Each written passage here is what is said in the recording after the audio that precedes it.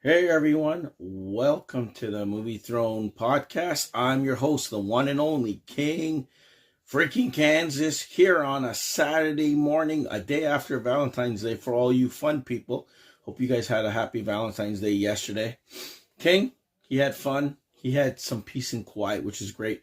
Getting over, I guess, a cold. I can barely speak. I don't know how long I'm going to go, guys. I think I'm going to make this edition of the podcast, episode number 65, if you're keeping track, a short and sweet one. It's not going to go as long as I want it to be, but I'm going to get to the points quickly and get the hell out of here so I can enjoy the rest of my Saturday and you guys can enjoy your days too. And with these blizzard that's going on here where I live in Toronto, Canada, I'm north of the city, guys, a lot of snow. There's like 5 centimeters coming today and then another 10, and then we had another 25 to 30 a couple of days ago. It's feeling like how it used to be when the king was a kid.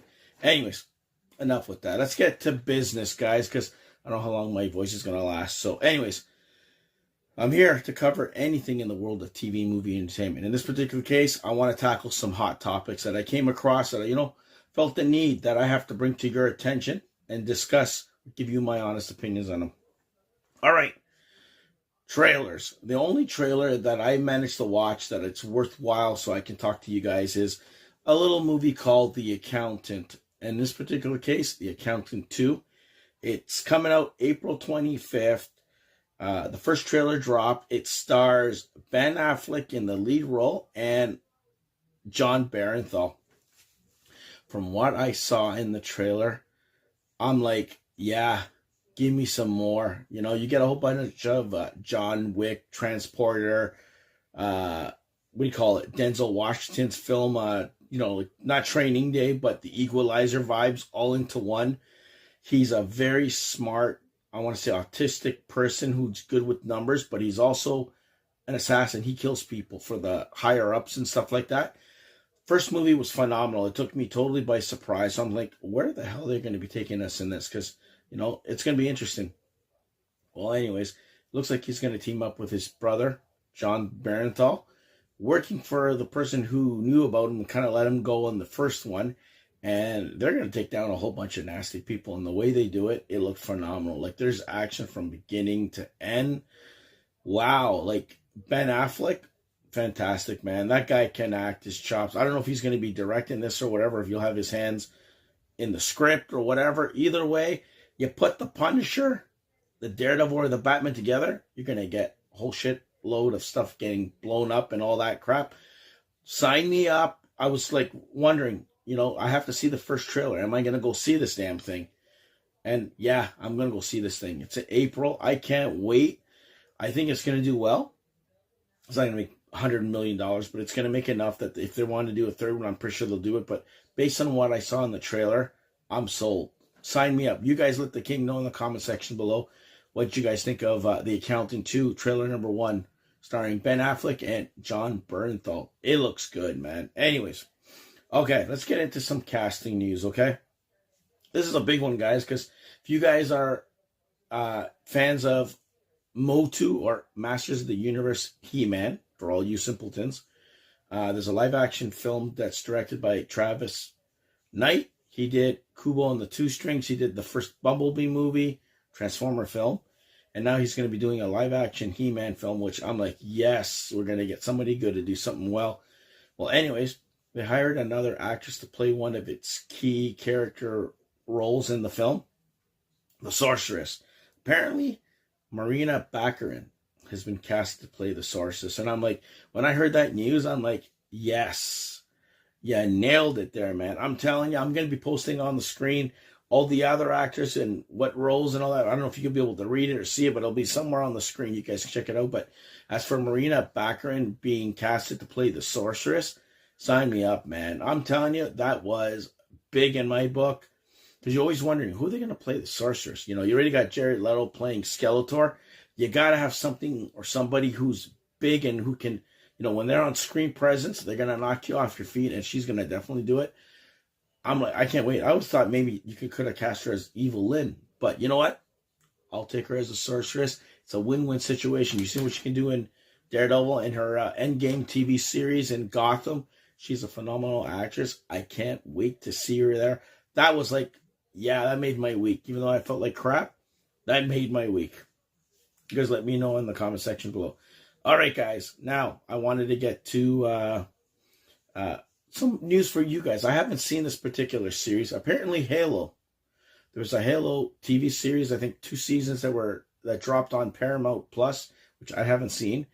And then they kind of like decided we're not going to continue it anymore, forget about it. Well, it appears that Netflix has decided to buy the rights to it. So they're going to be putting it on their streaming service along with possibility of maybe a season 3.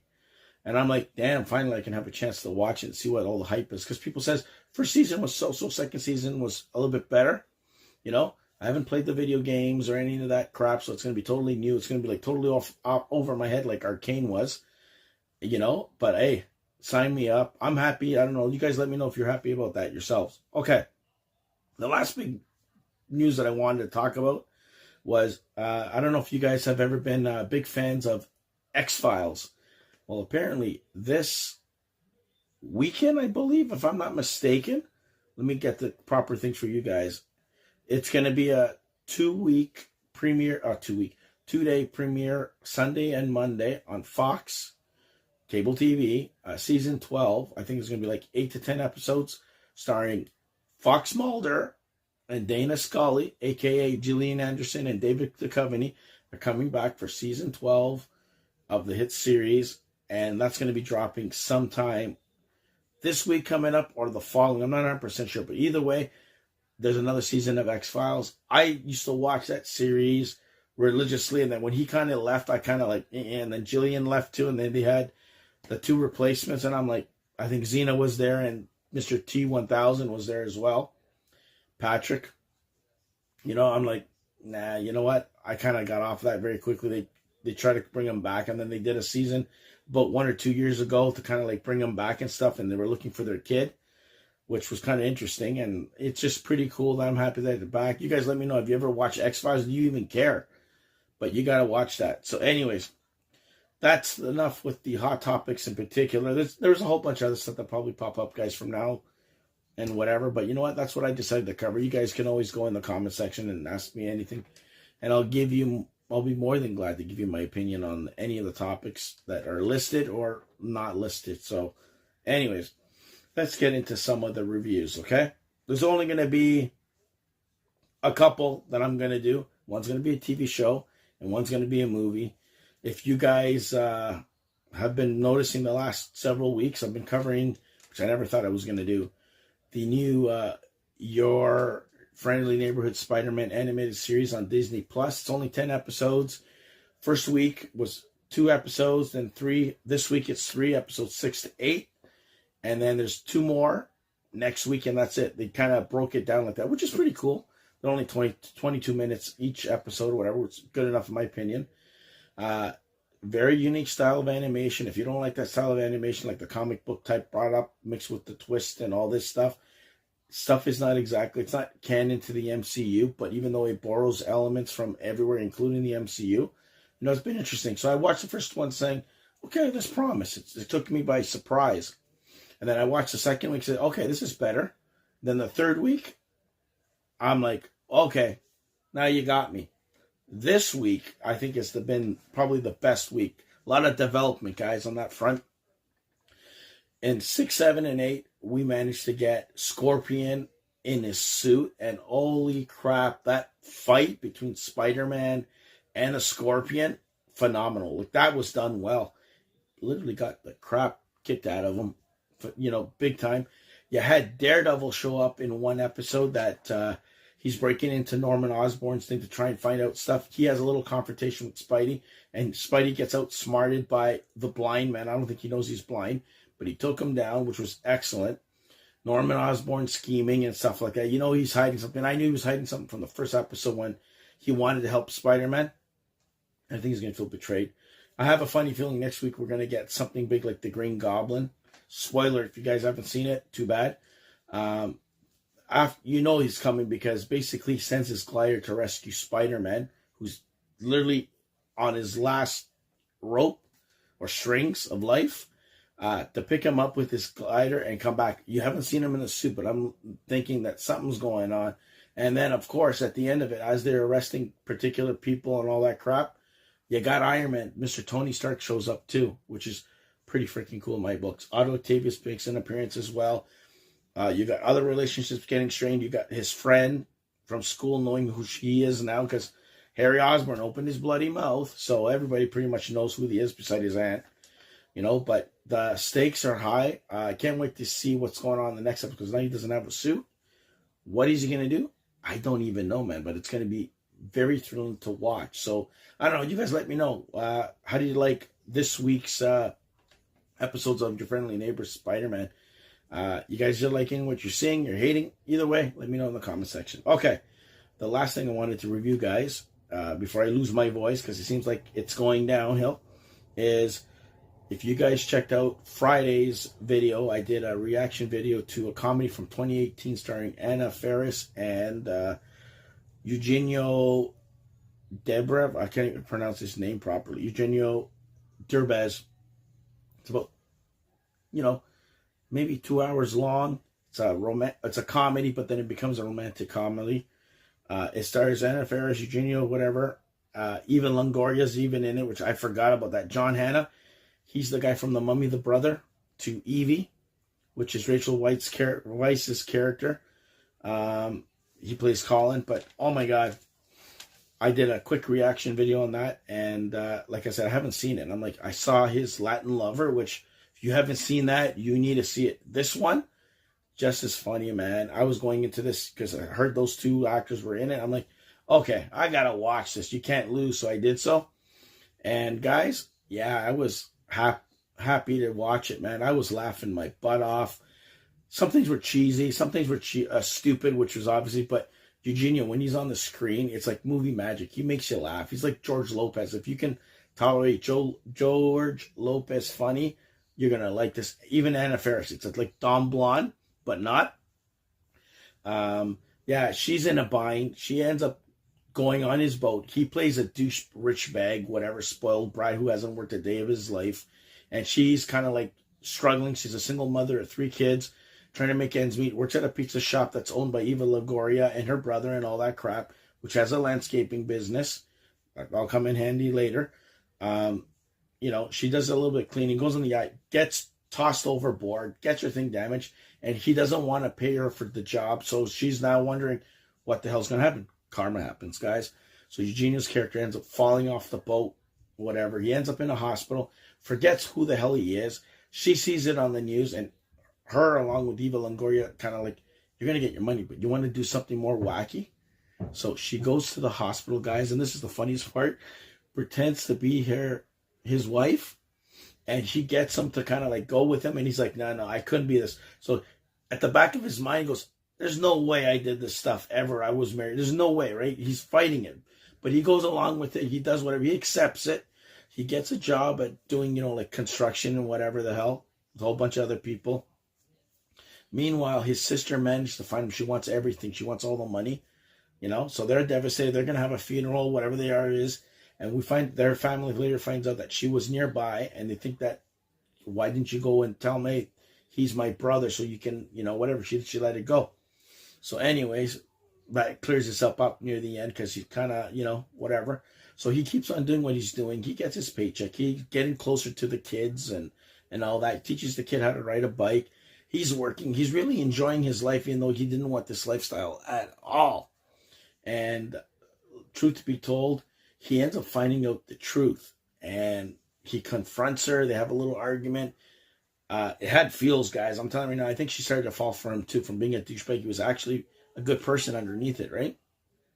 She changed him.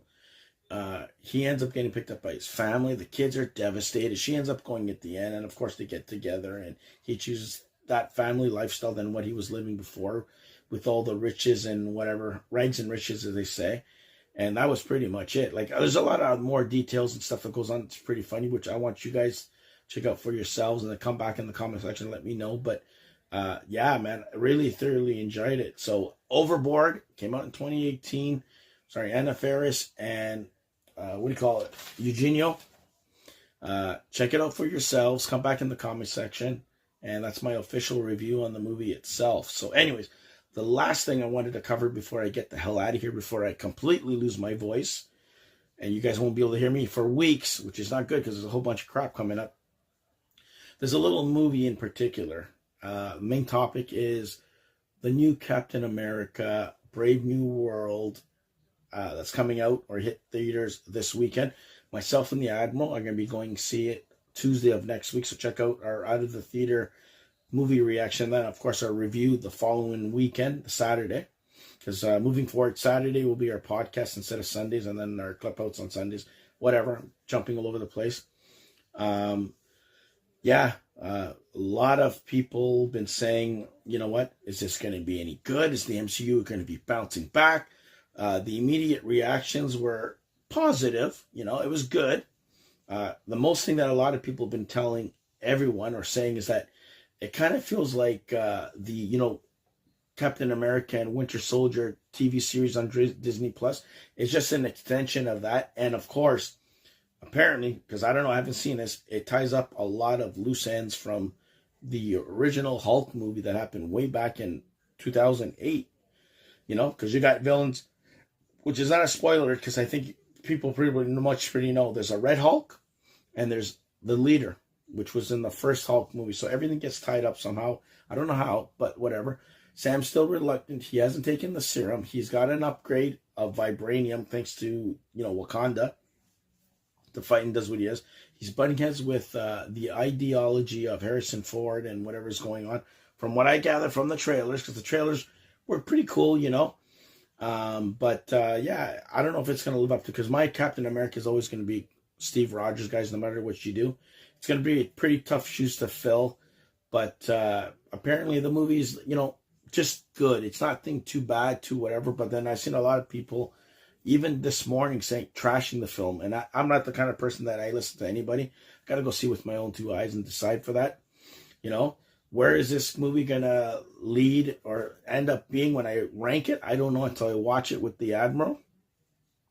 What do I expect going in, guys? I expect it to be entertaining. I hope they don't do a lot of chit-chat or like trying to emulate the Winter Soldier movie and kind of rehash it and make a new version of that, which is not going to be good. Hopefully it's going to be better. I expect it to be a lot more interesting than what we got in the TV series, with Sam Wilson and whatever. But I don't know how that's going to be. But Anthony Mackie, I hope he brings it. I hope he gets justice. Harrison Ford knows he's going to bring it. It looks good. Apparently what people said, Hulk looks phenomenal in it. There's a couple of surprises, maybe. Even the post-credits, not supposed to be a big deal. But I just want it to be an entertaining film, My thing is, you guys are going to know 100% how I feel when I walk out of the theater, and then when I do my review the following weekend.